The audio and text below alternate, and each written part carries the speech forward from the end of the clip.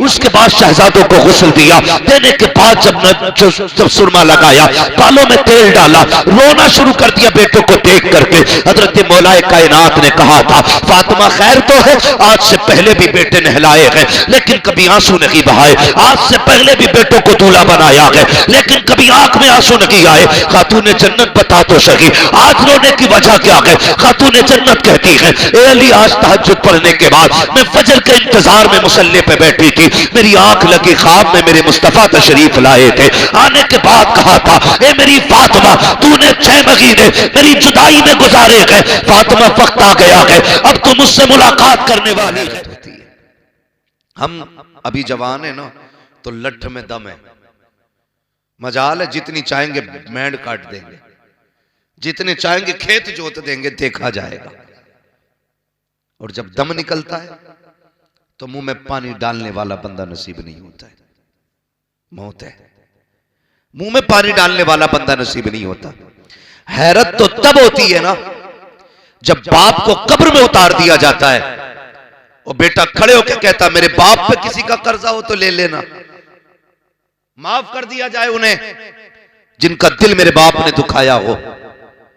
मुझे बताओ, गलती मैंने की है, दुख मैंने पहुंचाया इन लोगों को, फिर आप अगर मेरी तरफ से माफी मांगे और मैं फूटे मुंह भी ना कह सकूं कि मुझे माफ कर दो, ये इंसाफ करते हैं हम लोग? आज के दिन का कब्र को इंतजार था।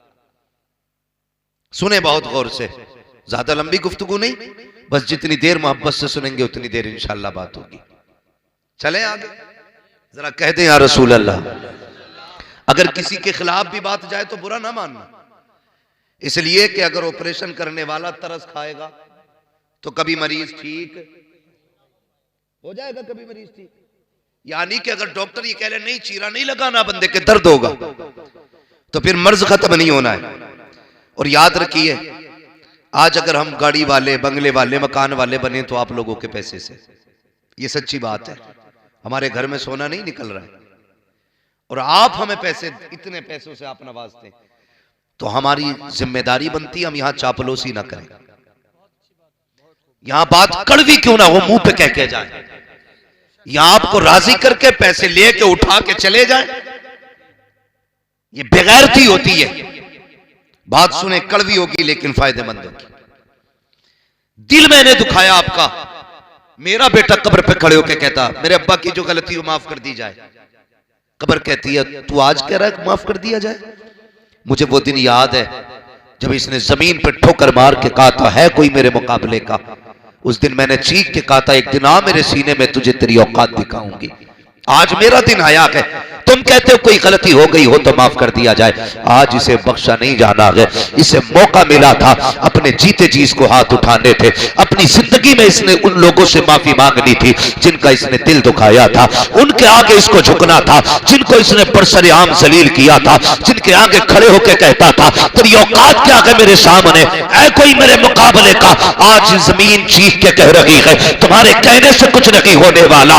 आज इसे इसकी औकात याद दिलाई जाएगी। ओ भाई, इससे पहले के सांसें बंद हो जाएं, इससे पहले के आंखों पे लोग हाथ रखें, इससे पहले के धड़कने रुक जाएं, अपने जीते जी अपने रूठे हुए भाइयों को मनाओ। जिन्हें दुख दिया है उनसे माफी मांगो, जिनका हक मारा है उनका हक दे के जाओ, ताकि कोई कब्र पे खड़े होकर के माफी मांगे ना मांगे, कब्र खुद आवाज दे के कहे, कोई हाथ उठाओ ना उठाओ, करम ऐसे करके आ रहा है, ये मुझे भी प्यारा हो गया है, मदीने वाले को भी प्यारा हो गया। ऐसे ही जिंदगी गुजारो आप अपनी। होता क्या है मुफ्ती साहब, हमारी माँ बहनें, बुरा ना मानना, हर घर की कहानी है। ये नहीं कहा मुझसे मुफ्ती नाजिम साहब ने कहा हो या किसी आम आदमी ने और कह दिया हो कि आपको जरा ये बात करनी है, ये हर घर की कहानी। मेरी माँ बहनें भी इस बात को गौर से सुने, जब तक शौहर जिंदा रहता है ना तो इतना जलील कर देती हैं उसे कि बेचारा मरने पे मजबूर हो जाता है। और बीवी पूरी जिंदगी फूटे मुंह से ये नहीं कहती मेरी गलती हो गई हो तो माफ कर दो। जैसी मर गया अब नोच लेगी, माफ कर दो माफ कर दो। अब कपड़ों को लिपटने से क्या फायदा? अब कपड़ों को निपटने से क्या फायदा। मेरी कौम की बेटियों जरा कान खोल के सुनो, आज ना कोई नवाब की बेटी है, ना कोई बादशाह की बेटी है। आमतौर पर किसान की बेटियां किसान की बहनें, मजदूर की बेटी मजदूर की बहन है। कभी तारीख उठा करके देखो, मौत इतना बड़ा शानहा है, ये किसी दरवाजे से खाली नहीं लौटा फरिश्ता। जिस दरवाजे पे आया है किसी को लेके गया है, जिस दरवाजे पे आ गया है किसी ना किसी को साथ लेकर के गया है। आज होता यह है, मरने के बाद शौहर से माफी मांगी जाती है, काश उसकी जिंदगी में माफी मांग ली होती, जीते जी माफी मांगी होती। आओ जीने का तरीका क्या है पूछो नबी की बेटी सैयदा तैयबा ताहिरा आबिदा जाहिदा हजरत फातिमा ज़हरा से। जब विसाल का वक्त आया है, आपने सुबह उठने के बाद पूरे घर के अंदर सफाई की। हजरत अली अंदर आए, क्या देखते हैं पूरे घर में हजरत फातिमा सफाई कर रही है। देख के मुस्कुरा देते हैं, लगता कि खातून जन्नत की तबीयत दुरुस्त हो गई है। हजरत फातिमा ज़हरा ने कहा था, ए अली मैंने सारे कपड़े धुल दिए हैं, आपके सर पे जो अमामा है ये बाकी रह गया है, ये भी दे दीजिएगा। हजरत अली ने वो भी उतार दिया। उसके बाद शहजादों को गुस्ल दिया। देने के बाद जब सुरमा लगाया, बालों में तेल डाला, रोना शुरू कर दिया बेटों को देख करके। हजरत मौलाए कायनात ने कहा था, फातिमा खैर तो है, आज से पहले भी बेटे नहलाए हैं लेकिन कभी आंसू नहीं बहाए, आज से पहले भी बेटों को दूल्हा बनाया है लेकिन कभी आंख में आंसू नहीं आए। खातून जन्नत बता तो सही आज रोने की वजह क्या है। खातून जन्नत कहती है, ए अली आज तहज्जुद पढ़ने के बाद मैं फजर के इंतजार में मुसल्ले पे बैठी थी, मेरी आंख लगी ख्वाब में मेरे मुस्तफा तशरीफ लाए थे। आने के बाद कहा था, ए मेरी फातिमा तूने 6 महीने मेरी जुदाई में गुजारे हैं, फातिमा वक्त आ गया है अब तू मुझसे मुलाकात करने वाली है। काली बाबा आए थे और कह के गए थे, ए फातिमा तुझे सहरी अली के दस्तरखान पे खाना है और इफ्तार मोहम्मद के दस्तरखान पे करना है। कहा अली बाबा आए थे, मुझे दुनिया से जाना है, मेरा वक्त आ गया है। हजरत अली की आंख में आंसू आ गए। मां ने बेटों को तैयार किया, कहा जाओ नाना के मजार पे सलाम करके आओ। जब शहजादे निकल जाते हैं, अब सुन मेरी बेटी कौम की शहजादी हो, अब सीने पे हाथ रख के मेरी बात सुनना। खातून जन्नत कौन है जिनके बारे में मेरे नबी ने कहा था, मेरी बेटी वो है जिसको रब ने जन्नती औरतों का सरदार बनाया है। ये वो खातून जन्नत है जिनके बारे में नबी ने कहा था, फातिमा मेरे जिगर का टुकड़ा है। ये वो खातून जन्नत है, अल्लाह अकबर, जिनके लिए जन्नत से जिब्रील जोड़े लेके आते रहे हैं। ये वो खातून जन्नत है जिनके दस्तरखान पर जन्नत का खाना मिलता रहा है। अल्लाह अकबर। हजरत सैयदा फातिमा ने कहा था, अली आज कुछ मांगना चाहती हूँ। वो फातिमा जिसने पूरी जिंदगी शोहर से कुछ नहीं मांगा, आज कहती हैं कुछ मांगना चाहती हूँ। अली भी खुशी से मचल जाते हैं, फातिमा मांगो तो सही। कभी कुछ मांगा ही नहीं। एक दिन सेब एक दिन अनार मांगा था, वो भी किसी साइल पे चला गया था। मांगो ना आमीना, मांगो ना फातिमा क्या मांगना चाहती हो। तो सुने मेरी बेटियों, हजरत फातिमा ने हजरत अली का हाथ पकड़ा, सहन से अंदर आई, बिस्तर पर बैठी अपनी झोली फैलाई, कहा अली एक हाथ से जरा तुम इस मेरे दामन को पकड़ो, दूसरे हाथ अपने हाथ में खातून जन्नत का लिया। हजरत अली का हाथ खातून जन्नत ने अपने हाथ में लिया। कहा अली आज जो मांगोगी दिया जाएगा, मांग फातिमा क्या चाहिए। खातून जन्नत ने कहा था, सुने जरा गौर से, कहा था अली मुझसे कोई गलती हो गई हो तो माफ कर दिया जाए। इतना सुनना था, चीख निकल गई हैदर कर्रार की, शेरे खुदा फूट फूट के रोने लग गए। फातिमा क्या बात कह रही हो। कहा अली पूरी जिंदगी इतनी आपके साथ गुजारी है, आज तक आपने इतने कामों का हुक्म दिया मुझे याद तो नहीं, लेकिन हो सकता है कभी आपने मुझको खाने का हुक्म दिया हो, मैंने देर कर दी हो, कपड़े धोने का ऑर्डर दिया हो, मुझसे ताखीर हो गई हो, किसी काम का हुक्म दिया हो, मुझे देर हो गई हो। ए अली जाने अनजाने में कोई तकलीफ पहुंची हो तो माफ कर दिया जाए।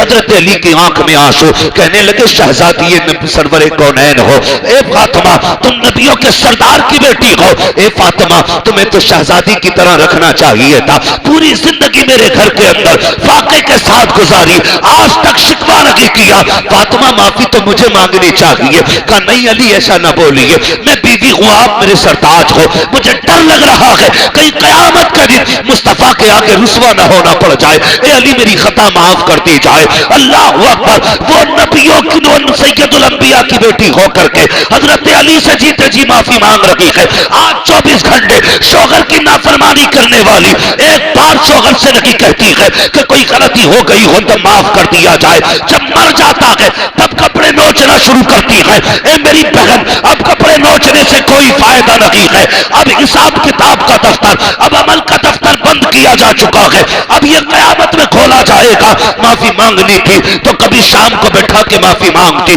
कभी सुबह को उठा के माफी मांगती, कभी पानी दे के माफी मांगती, कभी खाना खिला के माफी मांगती। खुदा की कसम, मेरे नबी ने फरमाया जो औरत इस हाल में दुनिया से जाए उसका शौहर उससे राजी है, अल्लाह उसके लिए कब्र में जन्नत के दरवाजे खोल दिया करता है।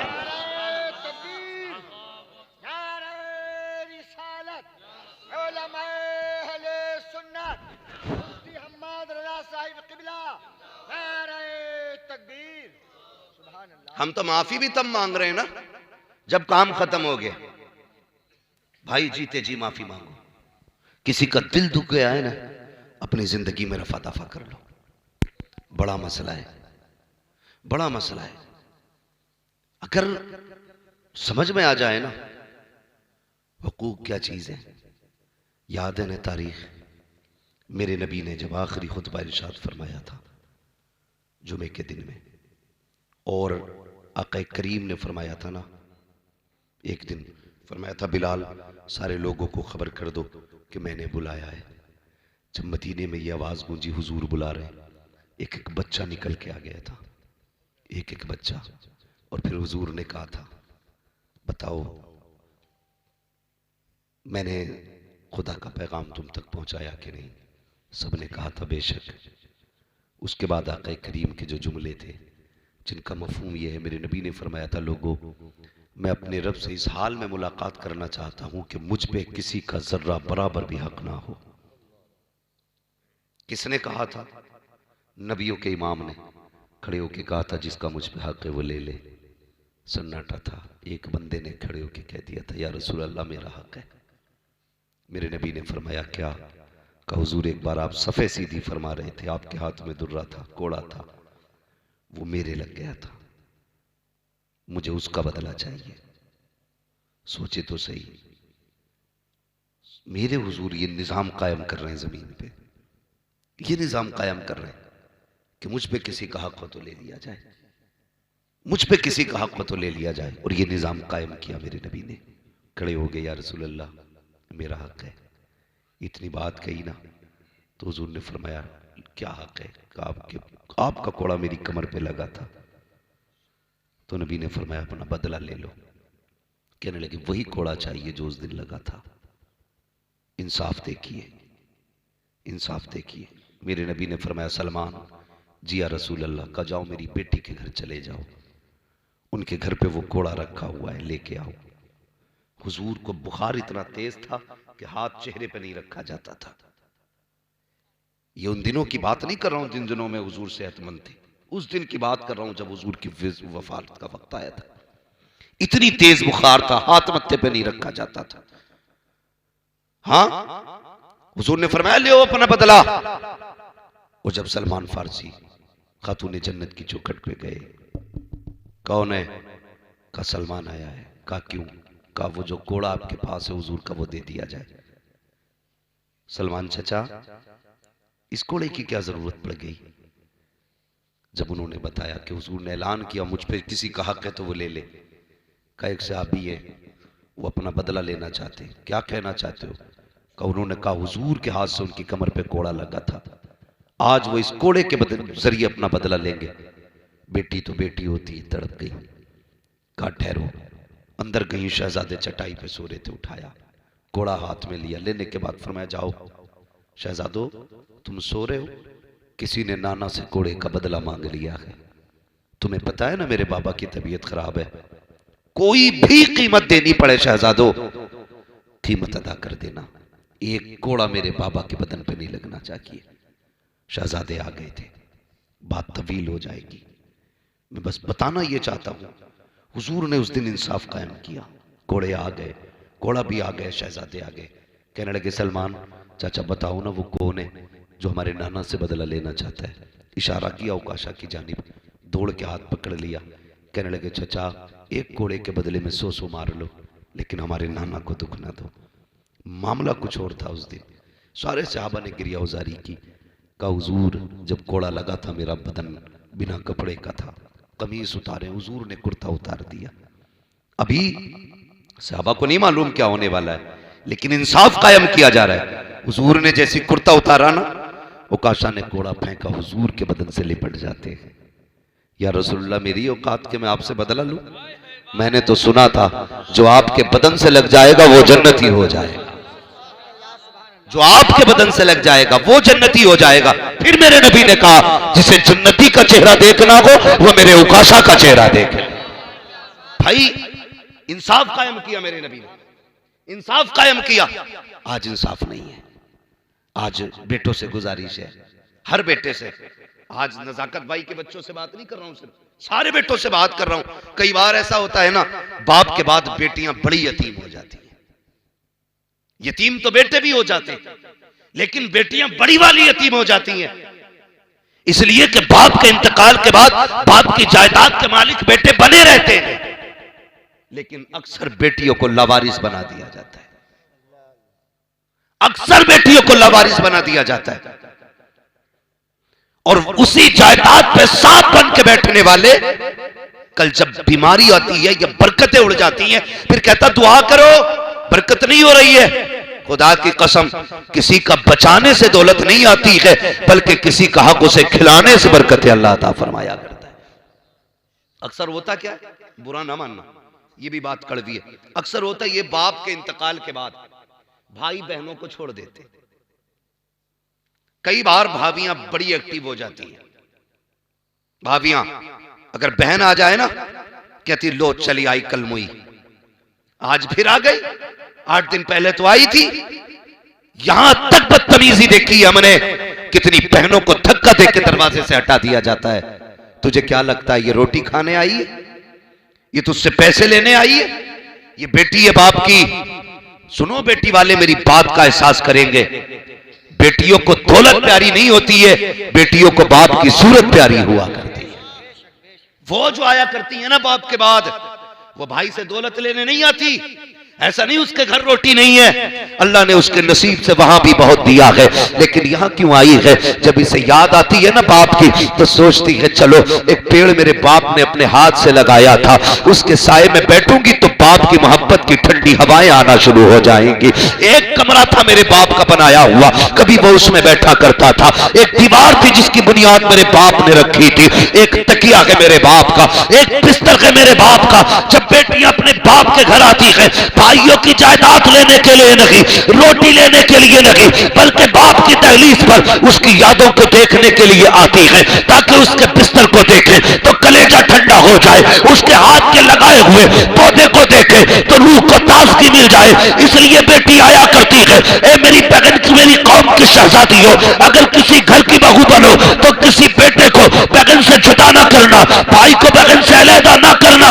अगर ये चाहती हो तुम्हें दुनिया में भी सुकून बने, आखिरत में भी सुकून मिले, अगर नंगे आया करे, चेहरा ना बिगाड़ा करो, इनके आगे से दस्तरखान ना हटाया करो, बल्कि इन्हें देख के मुस्कुरा दिया करो। और भाइयों से कहूंगा, बाप का इंतकाल हो गया है, बहन को 1 महीना हो गया है, लगा गाड़ी में चाबी, उड़ के चला जा बहन के दरवाजे पे, उससे जाके कहते 1 महीना हो गया तुझे नहीं देखा, बड़ी याद आ रही थी। खुदा की कसम बहन रोना शुरू कर देगी। वो कहेगी आज तेरे लहजे में मुझे बाप का लहजा नजर आ रहा है, तेरे प्यार में आज बाप का प्यार नजर आ रहा है।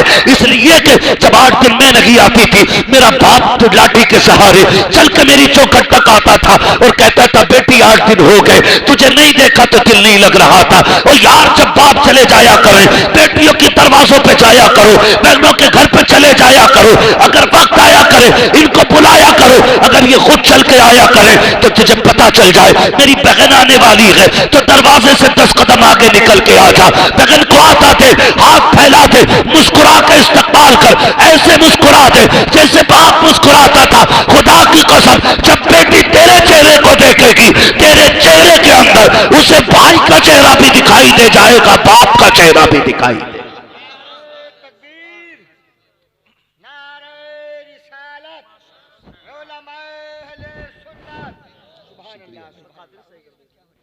भाई अल्लाह आपको सलामत रखे।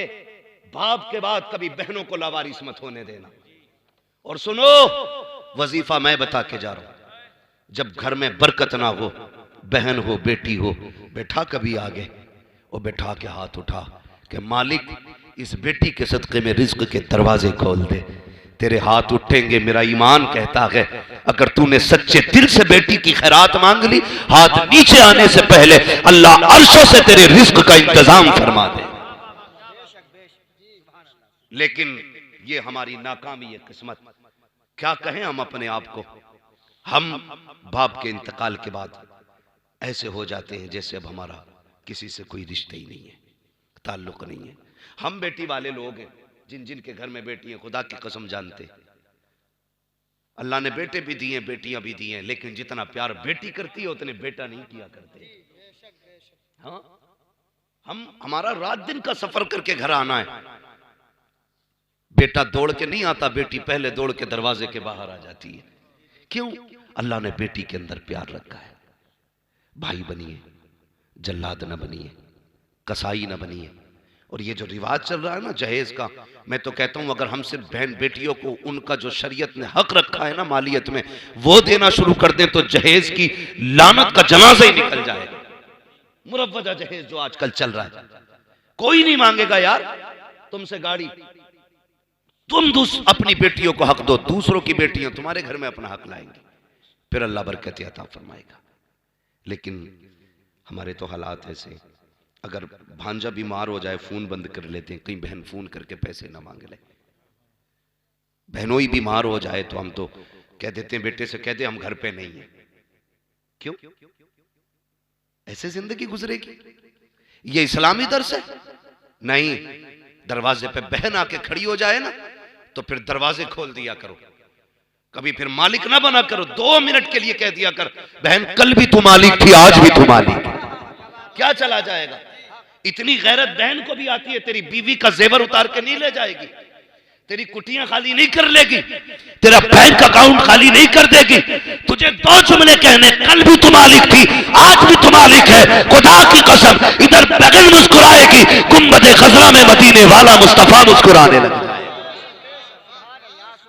हमें तो उसकी रहमत ही लूटना नहीं आया, हमने तो सितम किया, बहनों पर सताया। रिश्ते निभाने की आदत डालो।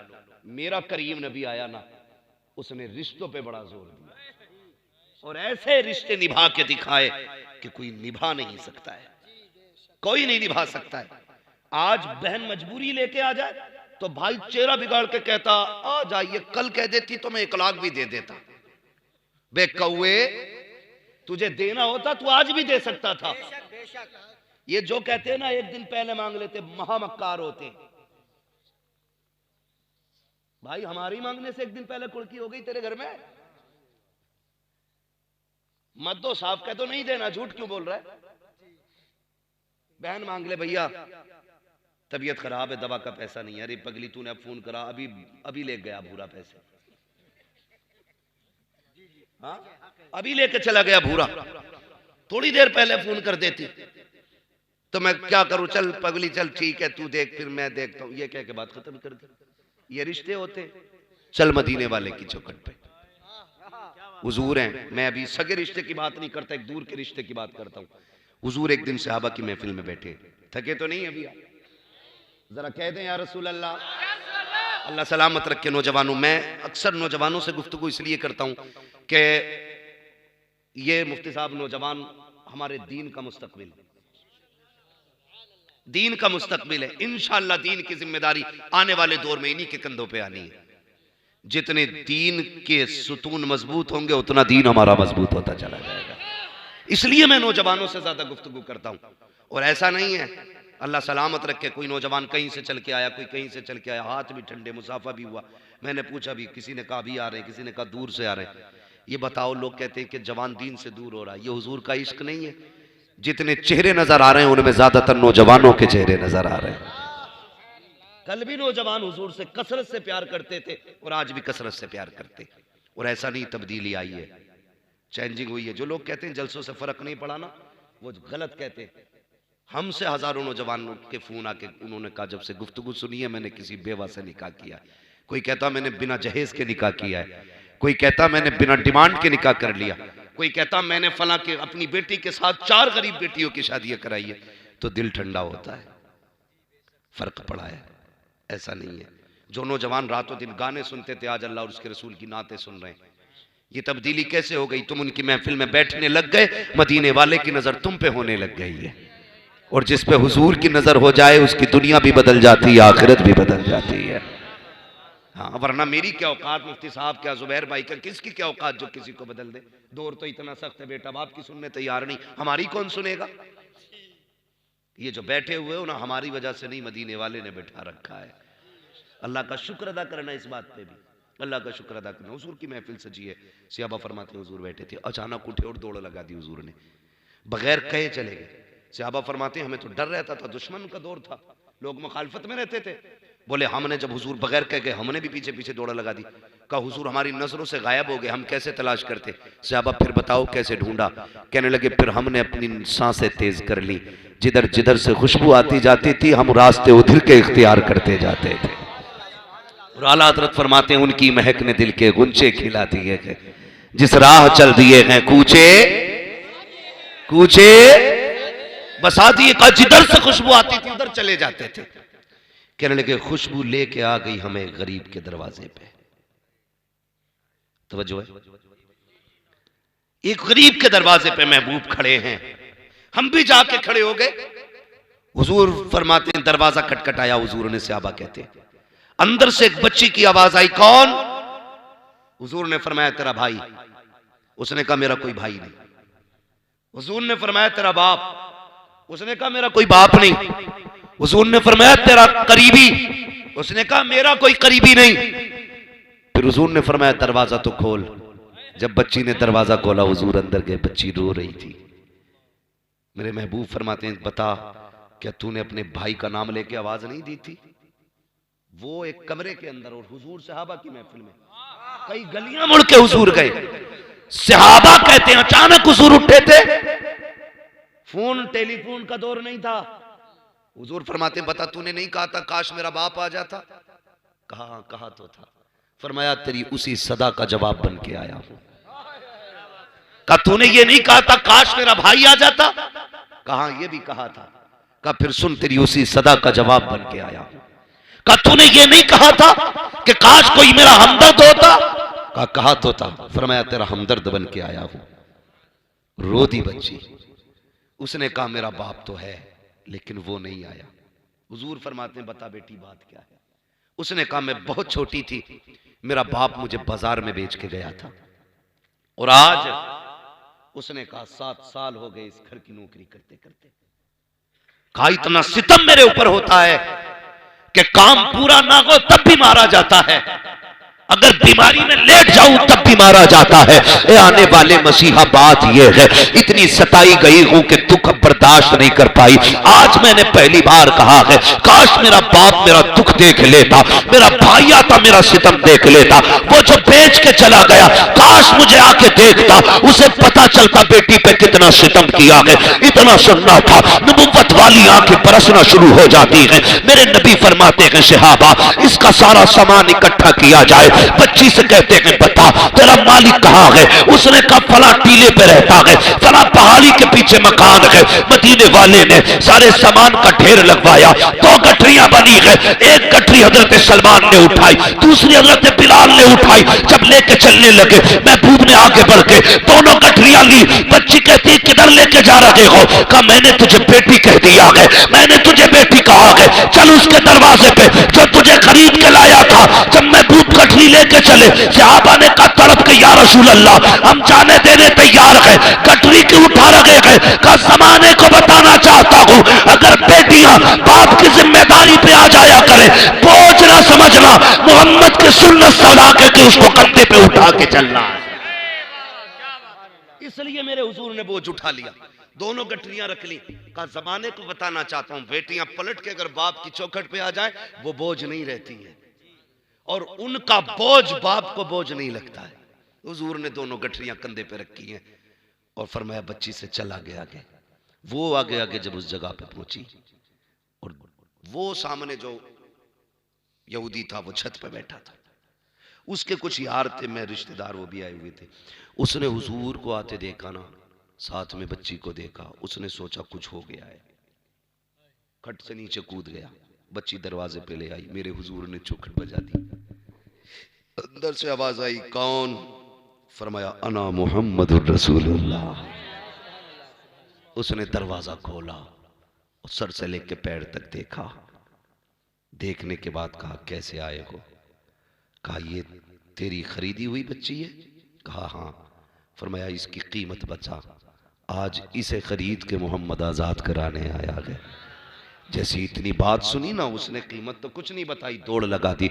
अंदर गया, जाने के बाद बड़ी पुरानी किताब उठा के लाया, अपने बुजुर्गों की किताब लाने के बाद उसने कहा थोड़ी मेहरबानी करेंगे? कहा क्या? कहा जरा थोड़ा सा अपना कॉलर का बटन खोलें, मुझे कुछ देखना है। महबूब ने थोड़ा सा बटन खोला, उसने किताब के वर्क पलटे, वर्क पे वर्क पलटता रहा। उसने फिर पूछा कहाँ के रहने वाले हो? कहा मक्के के। कहा बाप का नाम क्या है? कहा अब्दुल्ला। खानदान का नाम क्या है? कहा कुरैश। उसने जब इतना सुना दौड़ के गया, अपने रिश्तेदारों के हाथ पकड़े बाहर लाया। का किताब तुम पढ़ो, वजाहत मैं कर रहा हूं। पूरे रिश्तेदार खड़े हैं। कहा हमारी किताब बता रही है जो आखिरी पैगंबर होगा खानदान कुरैश से होगा, अब्दुल्ला का लख्ते जिक्र होगा, आमिना का राज दुलारा होगा। कहा हमारी किताब बता रही है इंसानियत का ऐसा सबक देगा कि वो एक बच्ची को आजाद कराने के लिए उसका बोझ अपने कंधे पे लेके आएगा। कहा देखो तो सही, एक एक लाइन से एक एक आदत भी लाओ। आंखें भी वैसी हैं जो किताब ने कहा है, चेहरा भी वैसा है जो किताब कह रही है। ये देखो कंधे पे गठरी भी है, ये देखो बच्ची भी है। मेरे नबी फरमाते हैं ताखीर न कर, कीमत बचा। उसने रो के कहा था कहा सिर्फ बच्ची आजाद कराने आए हो? कहा हाँ। उसने कहा या रसूल अल्लाह, अब सिर्फ बेटी को आजाद न कराइए, हाथ बढ़ाइए, हमें भी कुफ्र से आजादी अता फरमा दीजिए। हाँ, ये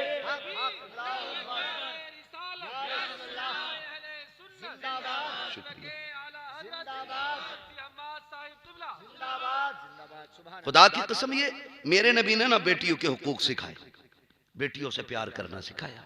अल्लाह आपको सलामत रखे। बाप का इंतकाल हो जाना तो बेटी को सताना नहीं है, बहनों को बोझ नहीं समझना है, खुदा की रहमत समझ के इनका साथ देना है, खड़े हो जाना। आज तुम इनके साथ खड़े हो जाओ, मुसीबत में फंसोगे, खुदा की रहमतें तुम्हारे साथ खड़ी होंगी। नौजवानों, अखलाक सबसे बुलंद कीजिएगा। अखलाक, अखलाकी मयार हमारा जब आला होगा ना, तो हमारा मुआशरा खूबसूरत नजर आएगा, बहुत खूबसूरत नजर आएगा। मेरे मुस्तफ़ा की दी हुई एक एक तालीम पे अमल करने की कोशिश करें। रिश्तेदारों से प्यार बांटें, मोहब्बतें बांटें, खास करके करीबी रिश्तेदारों को। मसला क्या होता है ना, बंदा सबको नवाजता रहता है, लेकिन पड़ोस में रहने वाले यतीम भतीजे भतीजे नजर नहीं आते। दुनिया को बांट देगा पैसा, अपने सगों को देने के लिए बंदा तैयार नहीं होता है। खुदारा आपको अल्लाह तौफीक देना, अपने बच्चों के लिए 1000 का सामान खरीद रहे, 500 रुपए का सामान यतीमों के लिए भी लगा दें। ये सोच लिया करो यार, किसी यतीम को देख के कि इसकी जगह पे मेरे बच्चे भी तो हो सकते थे, इसके बाप की जगह मैं भी तो कब्र में हो सकता था ना। ये सोच करके यतीमों के सर पे हाथ रख दिया करो। फरमाया गया कि जो शफकत से यतीम के सर पे हाथ रखता है तो जितने बाल उसके हाथ के नीचे आ जाते हैं अल्लाह उतनी नेकियां अता फरमा दिया करता है। वो तो निहायत सस्ता सौदा बेच रहे हैं जन्नत का, हम मुफलिस का मोल चुकाएं, अपना हाथ ही खाली है। ये फ्री की जन्नतें खरीद लें, सस्ती जन्नतें खरीद लें। सबसे ज्यादा खुश नसीब वो होता है कि जिसकी कफालत में कोई यतीम, कोई लावारिस हुआ करता है, सबसे ज्यादा खुश नसीब होता है। और कीजिएगा ये काम, गौर कीजिएगा, यतीमों से प्यार करें, गरीबों से मोहब्बत करें, रिश्तों को निभा के चलें। जाना है तो जीते जी जिनका दिल दुखाया उनसे माफ़ी मांग लें। अपनी ज़िंदगी में लोगों से जीते जी माफ़ी मांग जाएं। बहनों से गुजारिश करूँगा, अपने शोहरों से अपनी उन्हीं की ज़िंदगी में माफ़ी मांग लेना। मरने के बाद उन्हें नोचने से नतीजा कुछ नहीं होने वाला। अगर अल्लाह उसे मौका दे दे, उठ के थप्पड़ और मार देगा वो, कि आप मरने के बाद तो चैन से लेटा नहीं दे। तो थोड़ा सा इस बात का ख्याल करना है। अपने जितने भी आपको ये एहसास हो कि भाई मुझसे फलां का दिल दुख गया है तो उससे माफ़ी मांग लेनी है। अल्लाह हम सबको मरने से पहले तौबा की तौफीक नसीब फरमाए, नेकियां करने की तौफीक अता फरमाए। आली जनाब मरहूम नज़ाकत साहब आज वो हमारे बीच नहीं है, ऐसे ही कितने लोग धीरे धीरे हमारे बीच से ख़त्म होते चले जा रहे हैं और ख़त्म हो जाएंगे। हमें लगता है अपने जीते जी हम जाएंगे तो कोहराम होगा, हम जाएंगे तो हंगामा होगा। कुछ नहीं, तीजे तक वो सारी जगहें भर जाया करती हैं। जो यार छोड़ के जाओगे वो यार और किसी को यार बना लेंगे, जो जायदाद छोड़ के जाओगे उसे बेटे बांट लेंगे, जो भी आप छोड़ के जाओगे तुम्हारा कुछ नहीं रहने का है, सब दूसरों पे चला जाना है। तो ये ज़रूरी नहीं है कि इस चीज़ का इंतज़ार करें मौत आएगी तो देखा जाएगा। आज ले उनकी पनाह, आज मदद मांग उनसे, कल न मानेंगे क़यामत में अगर मान गया। फरमाया गया वातसिमू बिहब्लिल्लाहि जमीआ, अल्लाह की रस्सी को मजबूती से थाम लो। हाँ, मजबूती से थाम लो। नौजवानों, कोशिश ये करनी है अपनी ज़िंदगी में कभी किसी का दिल नहीं दुखाना है। करेंगे इंशाअल्लाह, अल्लाह तौफीक देगा तो दूसरों की मदद करेंगे इंशाअल्लाह। हाँ, उन अमीरों से बच कर रहना जिनके कुत्ते हज़ारों की जैकेट पहनते हैं और गरीबों के बच्चे सर्दी में भी गर्म कपड़ा नसीब उन्हें नहीं होता है। ऐसा नहीं बनना है। हमें कोशिश ये करनी है, हमारे पास अल्लाह ने दिया है, कोई बात नहीं, हम पिछले साल के गर्म कपड़ों से काम चला लेंगे। आज हमारे पैसे से किसी गरीब के बच्चों का गुजारा होना है तो कराना है, कराएंगे इंशाअल्लाह। सारे बोलें इंशाअल्लाह। और कोशिश ये करें कि अपनी जिंदगी में एक नेक काम ऐसा जरूर कर दें कि याद रहे कि इंशाअल्लाह ये हमारी बख्शिश का जरिया बनेगा। एक काम जरूर ऐसा करना। और हमने देखो 40 साल बर्थडे मना रहे, आप बुढ़ा भी अरे आप 55 साल हो गई, मैं बर्थडे बनाना चाहता हूँ, दांत लगवा ले भाई, इसमें से बार बार हवा निकल रही है। बर्थडे मना रहा, टाइम से पहले अगरबत्ती पे फूंक पहुंच गई, मोमबत्ती पे बुझ गई।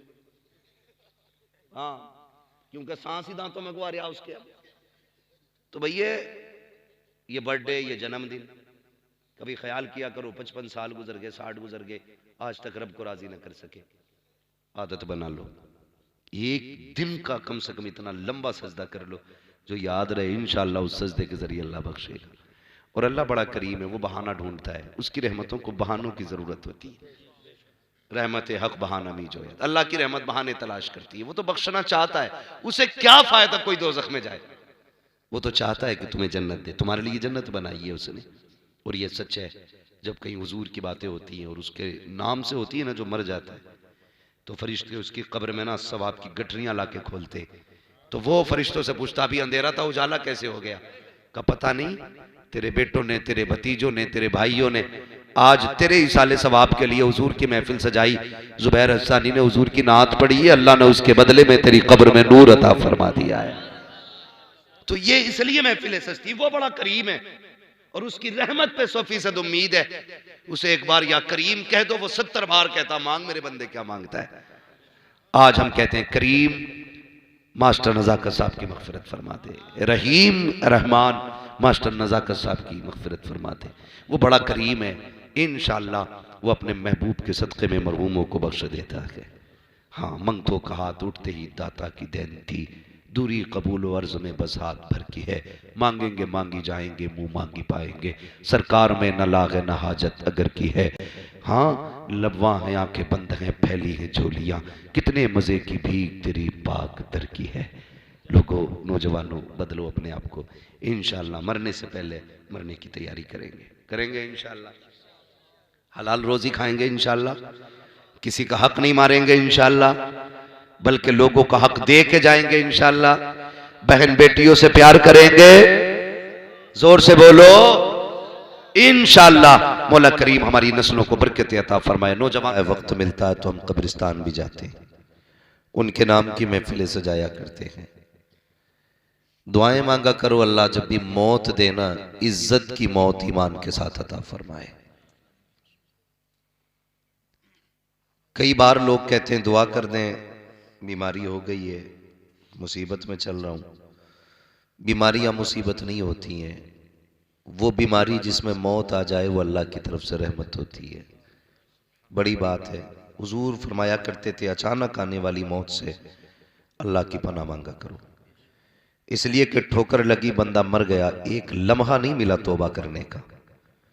लेकिन बंदा जब बिस्तर पे होता है और उसे लगता है मैं दुनिया से जाने वाला हूं, कितने गुनाहगार क्यों ना हो, उस वक्त उसे अपने गुनाह याद आ जाते हैं और फिर पलटता है अपने करीम रब की तरफ, रो के कहता मालिक बख्श दे, अब मैं इस लायक नहीं कि मैं चल के सजदे में गिर के दुआ मांगू। मालिक बिस्तर पे हूं, तू बड़ा करीम है। जब बंदा इस कंडीशन में आ जाता है ना, पड़े पड़े अपने रब को आवाज देता है, उसकी रहमतें बढ़ के गले लगा लेती है। उसकी रहमतें जब गले लगाती हैं, खुदा की कसम जितने बंदे ने गुनाह किए होते हैं अल्लाह सारे गुनाह माफ फरमा दिया करता है। तो बीमारी भी अल्लाह की तरफ से रहमत होती है, उसमें अपने गुनाहों से तौबा करने का बंदे को मौका मिल जाता है। इसलिए दुआएं मांगा करो, अल्लाह ईमान पे मौत दे, इज्जत की मौत दे। नौजवानों चलते फिरते हादसे हो रहे हैं, आपने भी देखे होंगे। हम लोग गाड़ी पे बैठे, हमें क्या मालूम, हमें तो पता था हमें मुरादाबाद जाना है, हमें तो पता था हमें बहेड़ी जाना, हमें पता था हमें बरेली जाना है, लेकिन क्या पता था मौत रास्ते में इंतजार कर रही है। जरा सा हाथ बहका, गाड़ी गिरी, भेजा बाहर, कुछ कहने का मौका नहीं मिला, कुछ सुनने का मौका नहीं मिला। अल्लाह ऐसी मौतों से हम सब की हिफाजत फरमाए और हम सब को मरने से पहले कलमे की तौफीक नसीब फरमाए। उजाले अपनी यादों के हमारे साथ रहने दो, न जाने किस गली में जिंदगी की शाम हो जाए। जिस तरह से दिन के 3 हिस्से होते हैं नौजवानों, दिन के 3 हिस्से, सुबह, दोपहर, शाम। सुबह कौन से वक्त को कहते हैं? जब सूरज, आप भी बोलें जरा, मुझे मालूम है बड़ी ठंड का मौसम है, हवा भी चल रही है। अल्लाह आपकी मोहब्बतों को सलामत रखे। ऐसी ठंड में इतनी तादाद में आप बैठे हुए हैं, मुझे हैरत हो रही है। हाँ, और देखो पर्दे भी ऊपर लगे, नीचे से हवा आने का इंतजाम रखा गया। मौलाना नाजिम साहब अगर थोड़े नीचे पर्दे लगवा देते तो कुछ मेहरबानी हो जाती। पर्दे भी थोड़े ऊंचे लगे, अल्लाह सलामत रखे। तो मैं, हाँ बस ऐसी हवाएं आती रहें और इंशाल्लाह महफिल तो जमनी है। खैरियत है आप लोग? क्या कह रहा था मैं आपसे? दिन के 3 हिस्से होते हैं, सुबह, दोपहर, शाम। सुबह जब सूरज निकलता है, दोपहर जब सूरज शबाब पे होता है, शाम जब सूरज, हाँ, जब सूरज छुप जाता है। यानी कि सुबह सूरज के तुलू का वक्त, दोपहर उसकी जवानी, शाम उसका बुढ़ापा। सुबह बचपन, दोपहर जवानी, शाम जोर से शाम बुढ़ापा। इसी तरह हम में से कुछ लोगों की सुबह है, अभी कुछ लोग दोपहर में हैं, कुछ लोगों की शाम हो चुकी है। समझ गए? तो तीनों बातें। जो बच्चे हैं अभी उनकी सुबह है, जो जवान है उनका दोपहर है, जो बूढ़े हैं उनकी शाम हो चुकी है। सुबह होती है तो उम्मीद रहती है सूरज दोपहर तक रहेगा, दोपहर में उम्मीद रहती है कि सूरज शाम तक रहेगा, लेकिन शाम होते होते फिर सारी उम्मीदें टूट जाती हैं।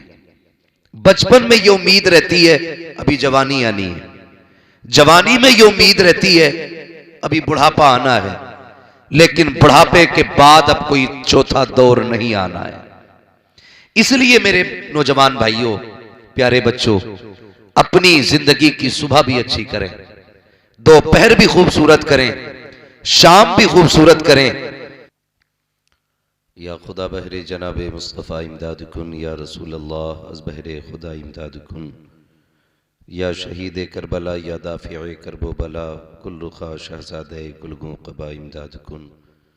गौसे आज़म बमने बेसरो सामा मददे, क़िबले दी मददे, काबे ईमा मददे, बगिरदाबे बला उफ्ताद कश्ती, मददकुन मददकुन मददकुन, या मुईनुद्दीन चिश्ती कादरी यमुना रहे, या गौसे आज़म मी ज़नम, तमज़ शेख अहमद रज़ा खां कुतुब आलम मी ज़नम, बलगल उला बिकमालिही, कशफत दुजा बिजमालिही, हसनत जमीउ खिसालिही, सल्लु अलैहि व आलिही। करूँ तेरे नाम पे जाँ फिदा, न बस एक जाँ तो जहाँ फिदा, दो जहाँ से भी नहीं जी भरा, करूँ क्या करोड़ों जहाँ नहीं। जिसको अपने नबी से जितनी मोहब्बत हो, कोशिश करें उतनी आवाज़ के साथ रसूल और आले रसूल की बारगाह में दुरूद व सलाम की डालियाँ निछावर करें। पढ़ें बावाज़ बुलंद, अल्लाहुम्मा सल्ली अला सय्यदिना व शफ़ीइना व नबीना व मौलाना मुहम्मद मअदिनिल जूदि वल करम, व आलिहि व अस्हाबिहि व बारिक वसल्लिम सलातुम व सलामन अलैका या रसूलल्लाह सल्लल्लाहु तआला अलैहि वसल्लम। अज़ीज़ान मिल्लत इस्लामिया, जैसा कि आप सभी हज़रात को ये अच्छी तरह याद है, मालूम है कि आज आली जनाब मरहूम मास्टर नज़ाकत साहब, उनके ईसाले सवाब के लिए हम लोग यहाँ पर जमा हुए हैं। अल्लाह करीम आज की इस महफ़िल के सदक़े में मरहूम की बेहिसाब मग़फ़िरत फ़रमाए। यकीन करें, शुरू से अब तक नात ख़ानी और तक़रीर का मुसलसल सिलसिला जारी है। भाई ज़ुबैर रज़ा हसानी साहब, जो हमारे इलाके के नामवर शुअरा में सर फहरिस्त रहते हैं, अल्लाह ताला इनको मज़ीद बरकत अता फ़रमाए और माशाअल्लाह पढ़ते भी बहुत अच्छा है। आपने भी बड़ी अच्छे अंदाज में ज़ुबैर रज़ा हसानी साहब से नातो मनक़बत के अशार सुने। मुफ्ती साहब क़िबला ने भी बहुत अच्छा, बहुत उम्दा ख़िताब आप हज़रात के सामने किया। बहुत कम वक्त में बड़ी नसीहत आमेज़ बातें कहीं। अल्लाह ताला में मुफ्ती साहब की बातों पे अमल करने की तौफ़ीक़ अता फ़रमाए। उनके बाद भी आपने नातो मनक़बत के अशार सुने। यकीन करें, अल्लाह रब्बुल इज़्ज़त अपने महबूब से इतना प्यार करता है कि अगर कोई उसके महबूब की बातें करने लग जाए तो वो भी उसको प्यारा लगने लग जाता है। वरना ना तो हमारा मुंह इस लायक है और ना हमारी शख्सियतें इस काबिल हैं कि हमारे ज़रिए कोई बख्शा जाए। बस इतना समझ लें, ये सब तुम्हारा करम है आका, के बात अब तक बनी हुई है। हुजूर की बातें हो जाती हैं तो अल्लाह उन बातों के सदक़े में बैठने वालों को भी बख्श देता है, मरने वालों को भी बख्श देता है। और हमारे पास सबसे बड़ी दौलत भी हुजूर की ज़ात ही है। उसके अलावा नौजवानों, हमारे पास कोई इतनी कीमती चीज़ नहीं जितनी कीमती शय मदीने वाले महबूब की ज़ात है। और हम सुन्नियों का ये अपना उसूल है, अल्लाह खुशी देता है तब भी हम हुजूर को याद करते हैं, अल्लाह कोई गम देता है तब भी हम हुजूर को याद करते हैं। इसलिए कहा था किसी ने, मरने की तरफ देख न जीने की तरफ देख, जब चोट लगे दिल को मदीने की तरफ देख। तो अगर हमें खुशियाँ मिलती हैं, हम समझते हैं कि ये सदका मदीने वाले का है, और अगर गम बेहिसाब लगता है तो फिर हम मदीने जाते हैं। इसलिए कि हर गम का इलाज सिर्फ हुजूर की चौखट से मिला करता है। आला हजरत ने कहा था, उनके निसार को ये कैसे ही रंज में हो, जब याद आ गए हैं सब गम भुला दिए हैं। अल्लाह क्या जहन्नम अब भी न सर्द होगा, रो रो के मुस्तफ़ा ने दरिया बहा दिए हैं। तो खुदा का शुक्र है, उसने हमें और आपको सुन्नी बनाया है और हम अपने मरने वालों को मरने के बाद भी याद रखते हैं। अल्लाह तौफीक दे।